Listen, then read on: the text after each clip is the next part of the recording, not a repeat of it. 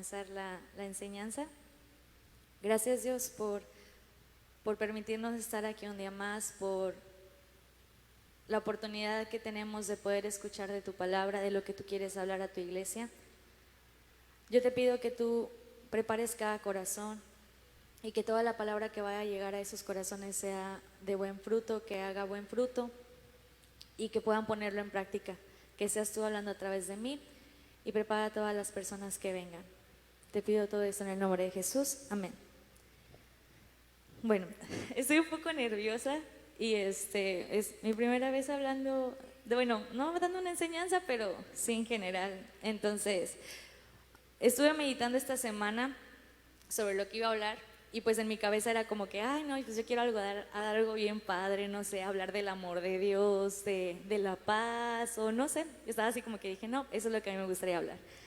Pero estaba tomando una siesta en una tarde y me levanto y en mi cabeza está como que tienes que hablar de Oseas. Y yo, ¿por qué de Oseas? Dije, no puede ser. Y porque yo decía, ay no, sentía en mí como que decía, ay es que no siento como que son palabras que son un poco fuertes o que se tienen que tomar como que con seriedad ese tipo de cosas, pero hay que sacar, y fue como que Dios me empezó a hablar de que tienes que hablar de esto, y yo dije, ay, ok, está bien Dios, sí voy a hablar de Oseas. Y le puse a mi tema, bueno, tenía varios nombres y tardé mucho para decidirme cómo ponerle, y el tema se llama Un llamado a volver. Y pues básicamente empezó Dios a hablarme de, ¿alguna vez te has sentido traicionado? ¿Alguna vez te has sentido que alguien ha roto tu confianza o alguien te ha fallado, que dices, ala, no, pues estoy como que muy herido, mi corazón está muy,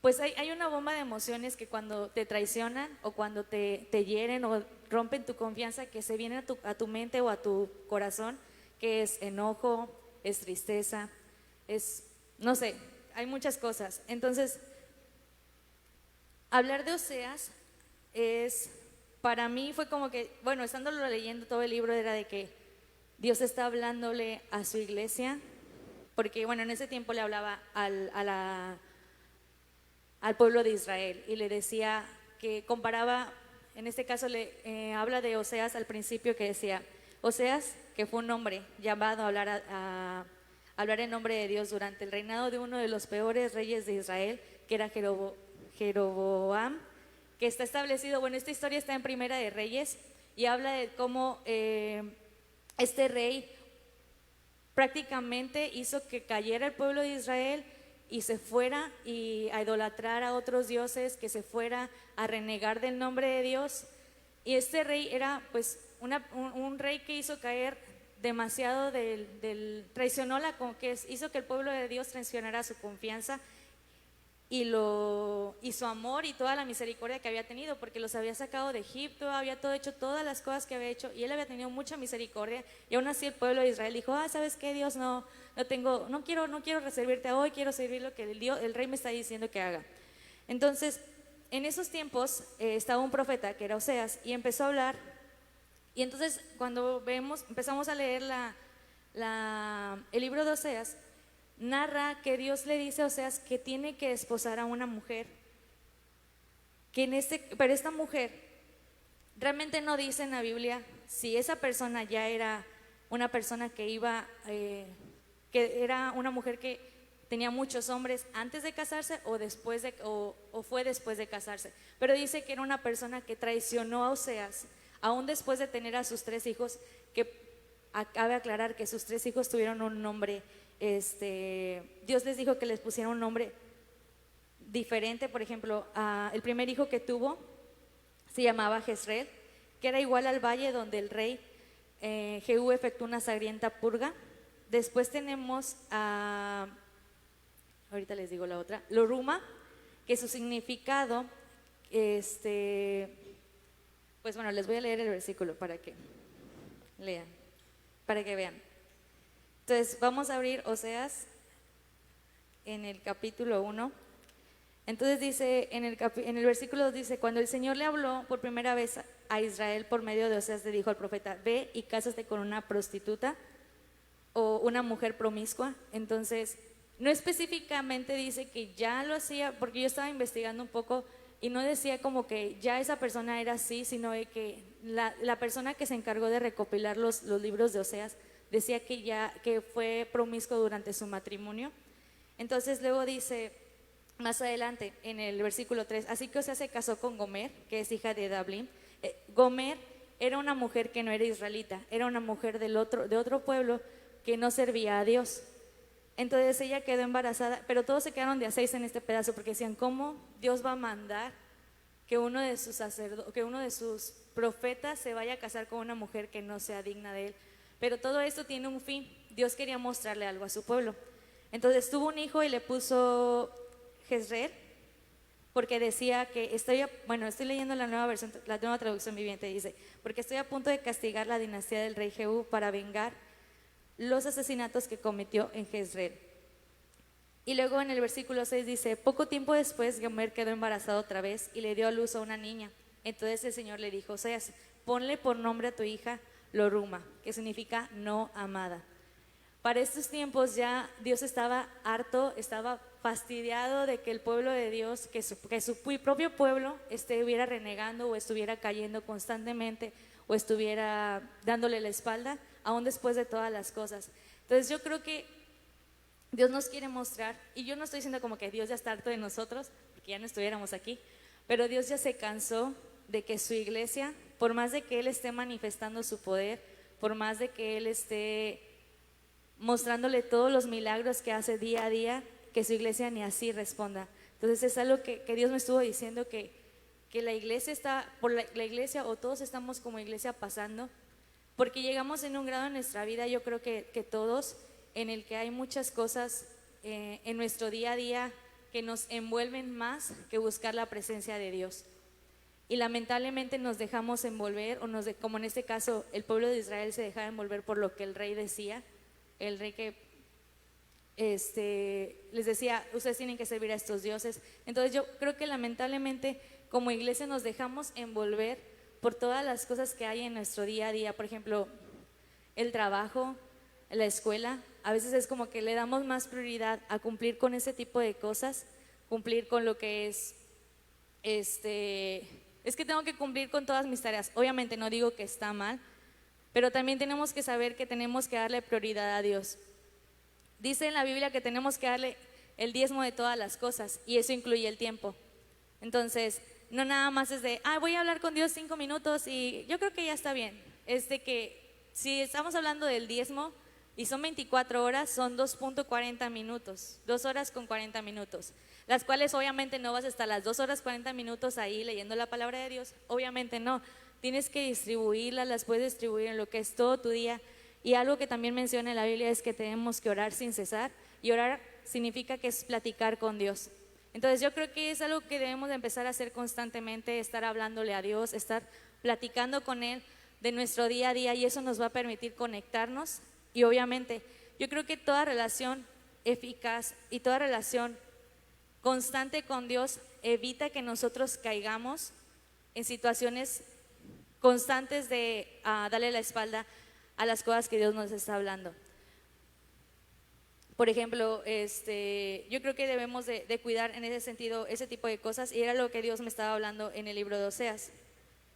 Y luego decía que una metáfora clave aquí dentro de este libro era el matrimonio de Oseas, que representa el matrimonio que nosotros tenemos al aceptar a Cristo.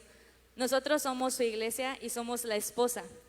Y Oseas, Dios representa a Oseas, que era el hombre, y que aún así, aún después, si seguimos leyendo la historia de Oseas perdonó, y Dios le dijo, tienes que ir y perdonar a Gomer, decirle, y todavía tuvo que ir con los hombres con los que estuvo, y les tuvo que pagar un dinero a cada hombre con el que estuvo Gomer, y tuvo que perdonar a Gomer y dejar todo lo que había hecho y regresar otra vez a su patrimonio, volver a hacer un pacto de amor con ella.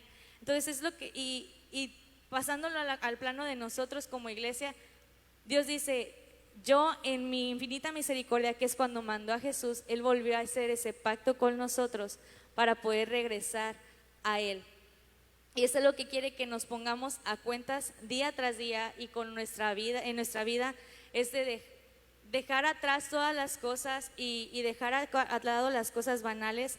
Y aquí fue lo que hizo Dios. Dios pagó con su Hijo para nuestros pecados, para que nosotros pudiéramos regresar a nuestro matrimonio con Él, para que nosotros pudiéramos regresar a tener una comunión con Él y tener que hacer un nuevo pacto de amor. Y pues aquí mencionaba que Él también quería hacer eso con el pueblo de Israel, quería perdonarlos. Obviamente el pueblo de Israel tenía que sufrir las consecuencias de todos los actos que había cometido. Y yo creo que también a veces creemos eso, y es algo como que traían mucho en mi cabeza, de que a veces creemos de que, ay, pues es que yo recibí de nuevo a Dios y nada me va a pasar, o yo volví a hacer mi pacto con Dios, o volví a mi amor, a mi primer amor con Dios. Pero yo creo que a veces tenemos que sufrir las consecuencias, porque Dios no nos va a castigar, pero tenemos que sufrir las consecuencias de cada cosa negativa que hicimos antes de conocer a Dios. Porque obviamente, pero obviamente no la vamos a llevar de la misma manera, porque Dios va a llevar todas esas cargas, pero tenemos que pasar por ese valle para que Dios se glorifique. Y que aunque hayamos pasado por la cuestión negativa o el pago de nuestros propios pecados, sabemos que Dios se glorifica en esas cosas y Dios muestra su amor y no nos permite que podamos sufrir más de lo que no podamos soportar, que en la misma palabra lo dice. Dice que Israel, mencionaba ahí que Israel se ha rebelado, pero Dios traerá severas consecuencias, pero el amor y la misericordia de Dios son más poderosos que el pecado de Israel. El símbolo primordial del mensaje de Oseas es describir la infidelidad de Israel hacia el Señor como la esposa que se aleja del esposo para seguir a los amantes. Los amantes corresponden a todas las cosas del mundo, corresponden a todas las cosas banales de nuestro día a día. Y claro, no estoy diciendo como que debemos de estar todo el tiempo metidos en el cuarto y, ay Dios, te pido perdón por todos mis pecados, sino, no, es seguir con nuestra vida diaria, seguir con nuestro día a día, con la rutina, pero obviamente todo conforme a la voluntad de Dios. Y siempre pedirle, pues, opinión en este caso, de que si es la voluntad de Dios hacer las cosas o no hacerlas. Después, más adelante, en algo que leía era que Oseas era como una serie de versos poéticos que narraba, pues obviamente narra la historia, pero hay unos versículos del 4 al 10 y del 12 al 13, que es cuando empieza a narrar las acusaciones y advertencias a Israel. Y en Oseas empieza a decirle, ¿sabes qué? Esto fue lo que hizo Israel, esto fue lo que hizo el pueblo. Por ejemplo, algo que decía ahí, que al pueblo le falta conocimiento, y empezó a decir, es que tú hiciste esto, tú hiciste esto. Pero luego en los versículos más abajo, en los versículos más abajo capítulos más abajo, que es el 11 y el 14 de esos dos apartados, habla de que aún después de todas esas cosas negativas que has hecho, Dios dice, yo ya no tengo memoria de eso, yo te perdono y tengo misericordia de ti, y quiero que tú cambies tu relación, y quiero que tú encuentres el amor de Dios en ti, para poder conectarte con Dios más profundamente. Pero algo que decía aquí es de que al pueblo de Dios le faltaba conocimiento, y la palabra conocimiento al hebreo se traduce como yada, no sé si está pronunciado bien, pero se traduce como yada, que es Y-A-D-A, y significa que no es todo eso, o el conocimiento es más que conocimiento intelectual, sino que también tiene que ser que conocimiento racional y personal. Entonces Dios nos está llamando a conocerlo, y no nada más es de, es que yo conozco quién es Dios, yo conozco que Él mandó a su Hijo a sacrificarlo en la cruz y pagó por mis pecados, o sea, ya, eso es conocerlo, pero realmente eso no es conocerlo. Como dice en el hebreo, tenemos que conocerlo en una relación íntima y personal. Y es a lo que se refiere cuando dice que el día del juicio Dios te va a preguntar, ¿Qué hiciste con su nombre? ¿Me conociste? No, pues sí, obviamente muchos van a decir, sí, sí te conocí, yo leía de ti, escuchaba de ti en la iglesia, iba todos los domingos a la iglesia a servirte, servía en muchos ministerios, pero realmente conocimos a Dios o realmente actualmente conocemos a Dios. Yo creo que la mejor manera de conocerlo, y es algo que hemos estado aprendiendo en el grupo de alabanza, es conocer todos los atributos de Dios, porque si conocemos todos los atributos de Dios, vamos a poder encontrar la mejor manera de adorarle y de exaltarle. Entonces, Dios pide que lo conozcamos a mayor profundidad. Dios quiere que cada uno de nosotros llevarnos a lugares inimaginables y revelarnos grandes cosas que Él quiere hacer para cada uno de nosotros.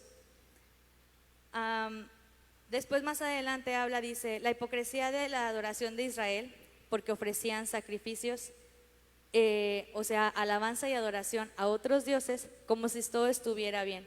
Y yo creo que cuando estamos a veces en pecado o estamos haciendo las cosas mal, creemos que estamos haciendo las cosas bien, y si viene otra persona y nos dice, es que estás, pero te lo dice en amor, obviamente no va a llegar a acusarte, te le dices como que, oye, estás batallando en esto, veo que estás siendo una persona más soberbia o X cosa, te empieza a mostrar, o Dios manda a esa persona para mostrarte que estás fallando en ciertas cosas.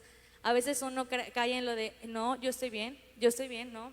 Y eso es lo que cayó Israel en ese tiempo. Israel creía que estaba haciendo las cosas bien porque estaban ofreciendo una adoración y creían que esa adoración estaba bien, aunque no fuera dirigida al Dios correcto.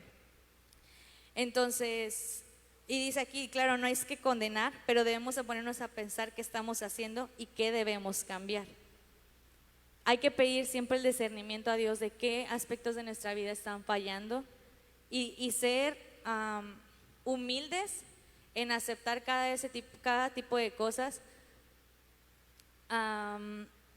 Por ejemplo, en lo particular, yo tengo un carácter muy fuerte, entonces para mí es un poco muy difícil moderar ese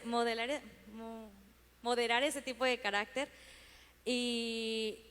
o por ejemplo, también soy una persona de que no me gusta equivocarme y que me digan que me estoy equivocando en algo así es como que, sí me cala, pero no sé, ahorita ya he aprendido un poquito más a dejarlo de lado y como que aceptarlo, aunque no estoy muy de acuerdo, pero lo acepto ya que, pero es algo como que Dios empieza a trabajar en cada uno de nosotros. Y yo me acuerdo que cuando era más chica, que a lo mejor yo creo que, yo lo asocio con que era con la edad que estaba pasando, pero era como que yo decía, a Dios, pues es que yo estoy bien, o sea, ¿cómo las demás personas van a decir que yo estoy mal?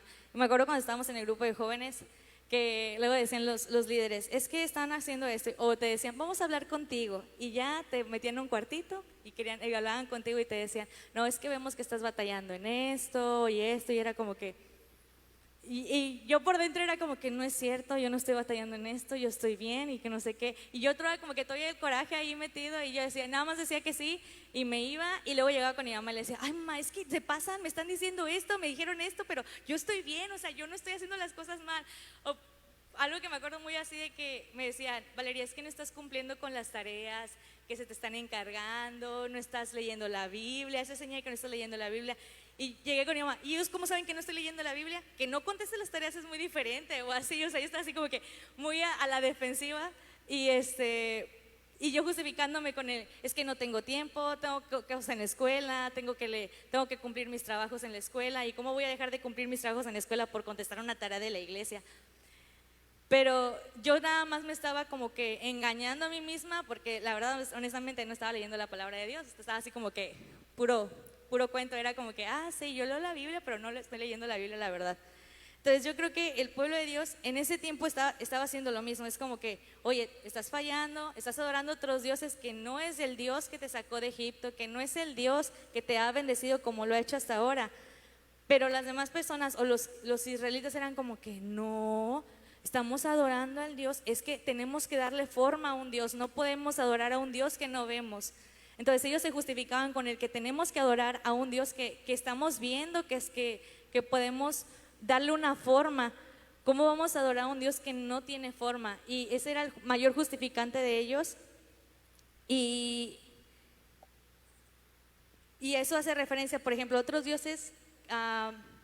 Es cuando confiamos más en el mundo o en las cosas que nos dicen personas que no son enviadas por Dios, en lugar del poder de Dios que hace en nosotros, en lugar de tener fe a las cosas que no estamos viendo en ese momento, que es lo que le pedí al pueblo de Israel. Quiero que veas, que tengas fe en mí y veas las cosas que no son como si lo fuesen. Entonces, deja de lado el que a lo mejor no estás viendo un Dios palpable físicamente y enfócate en lo que tu corazón te está hablando, a que te enfoques, que es el Dios que hizo los milagros y que te sacó de Egipto. Y prácticamente caían en una hipocresía porque decían, pues sí, ofrezco sacrificios y alabanzas, pero no lo hacían al Dios verdadero.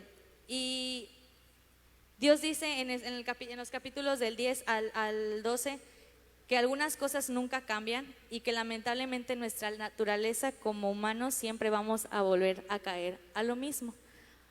Pero yo creo que al saber nosotros eso de que nuestra naturaleza es como carne, siempre caer o siempre guiarnos por otras cosas que no son de acuerdo al corazón de Dios, pues yo creo que es una manera en como que Dios nos dice, puedes evitar hacer eso. Si ya sabemos, es como cuando estamos chicos, que nos dicen, si te pasas por aquí, te vas a caer.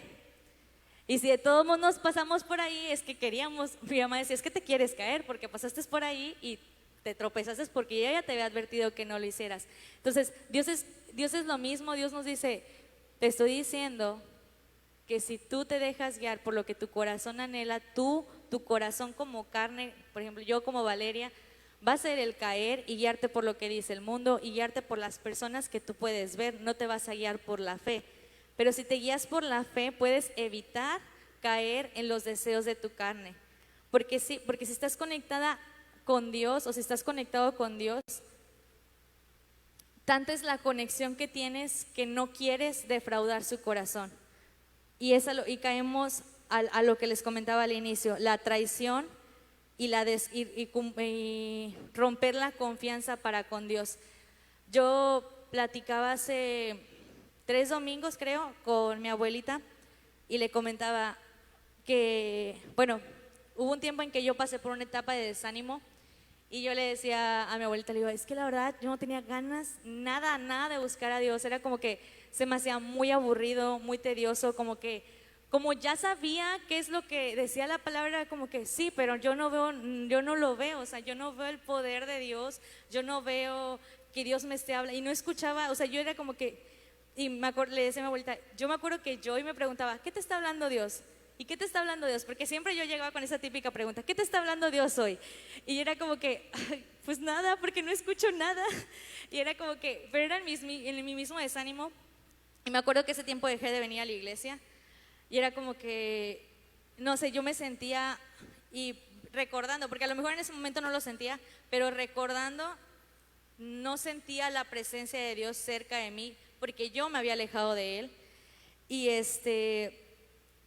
Pero le comentaba a mi abuelita que para mí fue un proceso muy difícil volverme a levantar y yo creo que eso es lo más difícil, más que volver por primera vez recibir a Cristo. Yo creo que el caerte de los brazos de Dios y volverte a levantar es un proceso más difícil porque ya pasaste por eso y lo tienes que volver a pasar, pero yo creo que eso es como que el doble de pesado y es como que yo decía, me costaba cada cosa y era porque había una parte de mí como que estaba muy incrédula en muchos aspectos y había muchas cosas que tenía que sanar mi interior.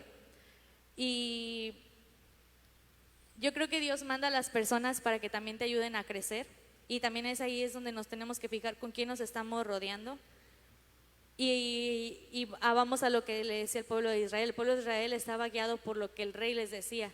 Entonces yo creo que si nos rodeamos de personas que nos van a desanimar, que sean como ese rey que desanimaba al pueblo y que los obligaba a adorar a otros dioses, yo creo que también vamos a caer igual. Pero si nos rodeamos por personas, en este caso que sean enviadas por Dios, o que no estoy diciendo que todos seamos santos, pero que al menos sepas que tiene una conexión con Dios y que en lugar de darte palabras de desánimo o palabras que te ayuden, que te hagan caer, te van a dar palabras de aliento, te van a estar diciendo, ¿sabes qué? Levántate, ponte las pilas, busca a Dios, voy a estar orando por ti. Y algo que me decía mi mamá a veces cuando estaba en mi tiempo de desánimo era como que, Valeria, es que hay hermanos que me han dicho que están orando por ti. Y yo, ay, como que me daba, dije, ay, mamá, pues pierden su tiempo, o sea, X. Y pero ahorita estoy como que, ala, Dios, gracias por poner en el corazón de muchas personas de estar orando por mí, porque si no, yo creo que seguiría en mi tiempo de locura. Y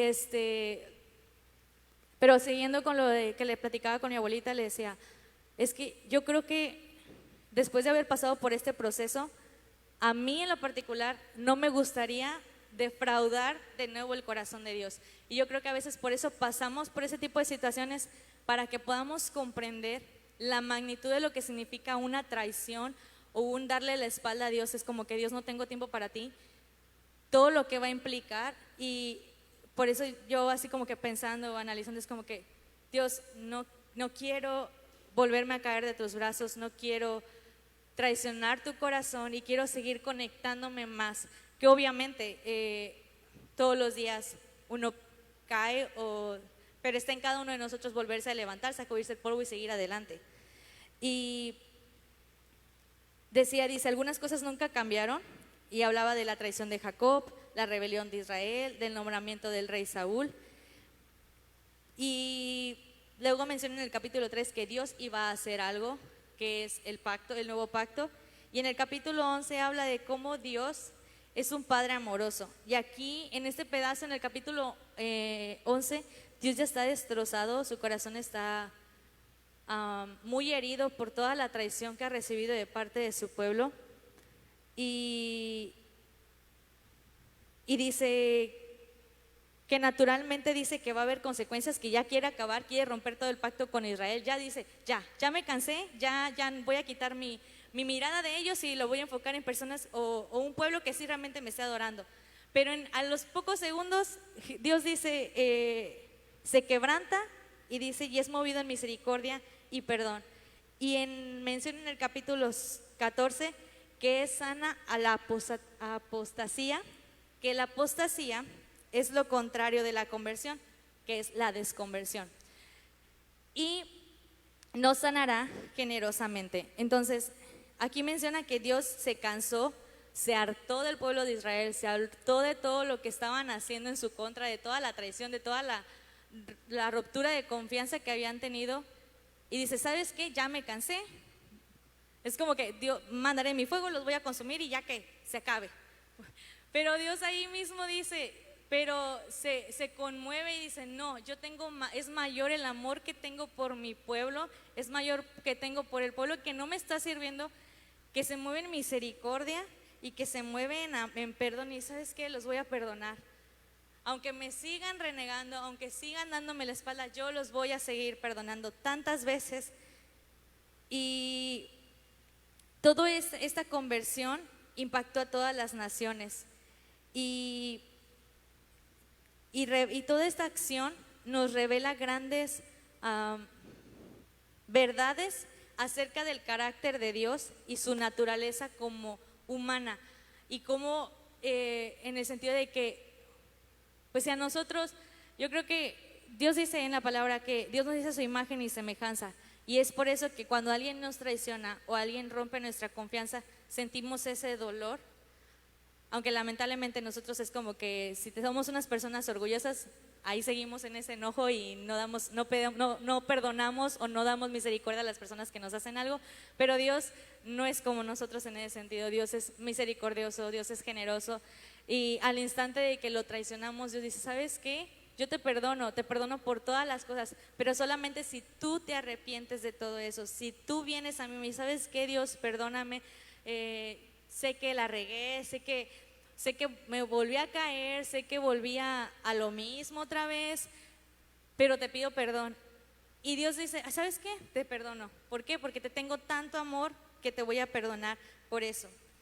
Y un punto que puse aquí es que el mundo moderno nos atrae hacia la adoración a un santuario de placer, tanto como en los días de Oseas, a un santuario de placer. ¿Por qué? Porque nos atrae a lo que nosotros queremos, a lo que la carne quiere, a lo que... Porque, por ejemplo, yo creo que estoy hablando un poco mucho de mí, pero siento como que Dios me ha hablado en muchos aspectos en mi vida. A lo mejor no estoy muy grande, pero he pasado por varias situaciones que Dios me ha hablado y llevado a lo que estuve leyendo esta semana. Y yo creo que a veces, por ejemplo, cuando yo tenía que escoger qué carrera estudiar, yo estaba así de que, ay, pues ¿qué voy a estudiar? ¿Y qué me gusta? No, pues me gusta, yo decía que quería estudiar psicología, que ahorita ya no me veo como psicóloga, es como que digo, ay no, jamás me veo como psicóloga. Dije, qué raro. Y yo lo que quería era irme de Valles. Dije, yo no quiero estar en Valles, me quiero ir a otro estado. Ese era mi punto, yo me quiero ir de Valles. Y yo creo que creo que los primeros 3 años de la carrera era como que yo no quiero estar en Valles, yo no quiero estar en Valles, yo no quiero estar en Valles. Y me fui de Valles 6 meses y luego regresé y dije, no, sí me quiero quedar en Valles mejor. Pero me acuerdo que yo me ponía así de que en mi voluntad era como que yo me voy, porque Valeria se quería ir. No le había preguntado ni me había detenido a preguntar, Dios, ¿son tus planes? ¿Son lo que tú quieres para mí? ¿Es tu propósito que yo me mueva o tú quieres que yo esté aquí por otro propósito, que el que es tu propósito? Y pues como yo hice lo que yo quería, pues obviamente cuando me fui de Valles, pues no me las vi muy bien estando fuera de Valles, y eso fue el partidario para que yo tuviera mi tiempo de desánimo. Y bueno, cuando comprendí realmente que uno tiene que guiarse por lo que es la voluntad y el propósito de Dios, Dios empieza a hablar y te da paz al tomar todas las decisiones. Y yo me acuerdo que cuando dije, sí me voy a quedar en Valles, y me acuerdo que era mi último semestre de la carrera y me decían, Valeria, ¿qué vas a hacer? ¿Y qué vas a hacer? ¿Y ahora qué sigue? Y yo así de, pues no sé. Porque había aprendido de que si yo me pongo a decir, yo quiero esto, pues uno como persona puede cumplir las cosas y puede, si es su voluntad, irse a mover a donde quiera. Pero quién sabe si vaya a ser exitoso lo que tú hagas o te vaya a perjudicar a la larga a ti, tanto espiritualmente como personalmente. Entonces yo le decía a Dios, ay Dios, ¿qué quieres que haga? Y entraba como que en una batalla en mi cabeza de, ¿qué hago? No sé qué hacer, todos me preguntan y no sé qué contestarles y me siento como que bien inmadura no saber qué es lo que voy a hacer con mi vida. Pero Dios me dijo, confía en mí, confía en que yo tengo todo planeado y yo voy a poner todas las cosas. Y gracias a Dios, como 3 meses antes de salir de la carrera, me contactan para el trabajo en el que estoy ahorita. Y me dicen, vas a empezar en enero. Y yo, pero todavía faltan 3 meses. Dije, a lo mejor y consiguen a alguien. Pero no, o sea, Dios movió las cosas y me puso en ese lugar.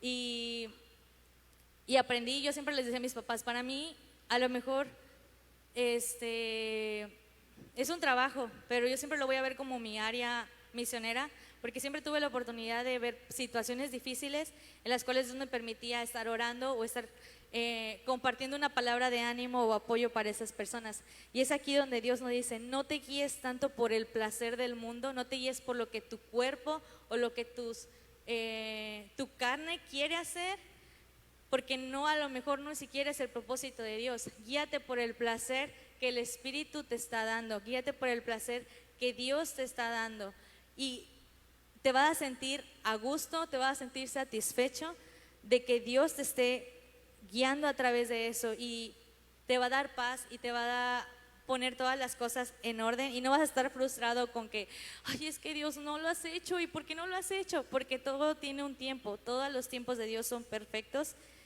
Y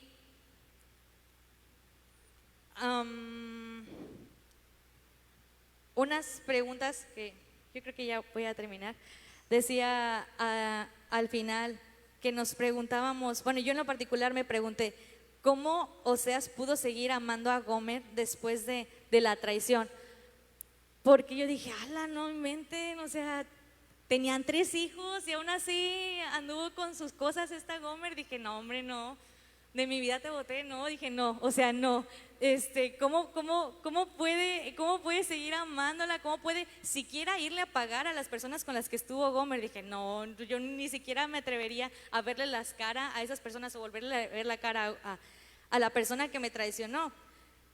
¿Cómo pudo Dios seguir amando a Israel también? O sea, dije, Dios, no inventes, ¿y cómo nos puede seguir amando aún después de todas las veces que hemos renegado de ti, todas las veces que hemos cuestionado las cosas que haces, todas las veces que hemos dándote la espalda, aún tú nos sigues amando y es un amor infinito?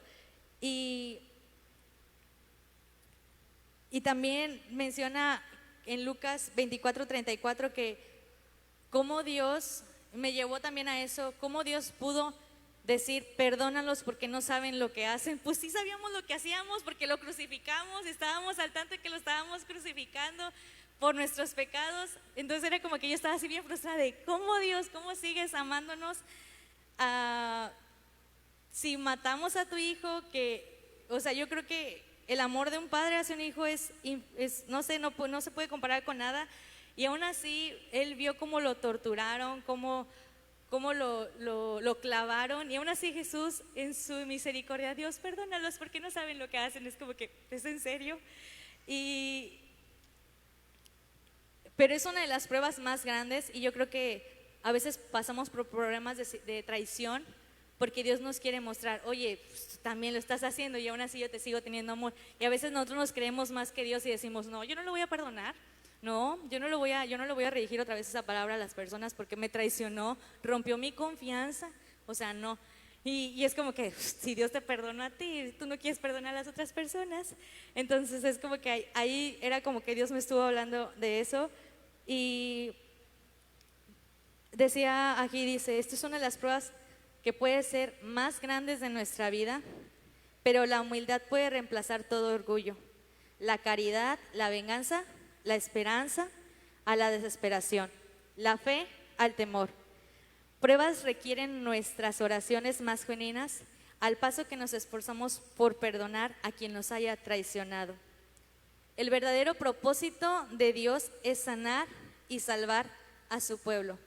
Y bueno, los voy a dejar con esto. El verdadero propósito de Dios es sanar y salvar a su pueblo. Y yo creo que Dios nos está hablando a volver, y por eso le puse ese nombre, un llamado a volver nuestra mirada a Dios, a volver, que aunque tengamos cosas de carga, aunque no veamos una respuesta en este momento a todas las cosas que estamos pasando, Dios nos está llamando, oye, pon tu mirada en mí porque yo tengo cosas aún mejores para ti. Porque es lo que Dios tenía para su pueblo. Dios tenía grandes cosas para el pueblo de Israel, para grandes bendiciones, que por no tener su mirada puesta en Él, se las perdieron, muchas generaciones se perdieron esas bendiciones, y hasta los que empezaban a poner la mirada en Dios fue cuando las pudieron ver.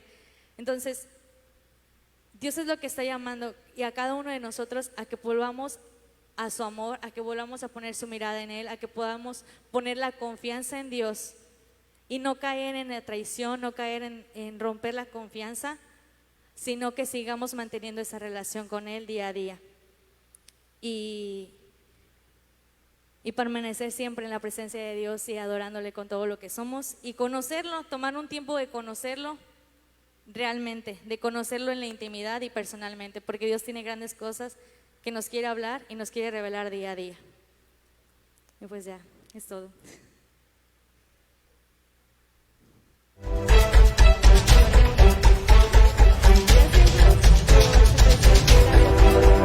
Permitirme estar aquí y hablar en este micrófono. Gracias por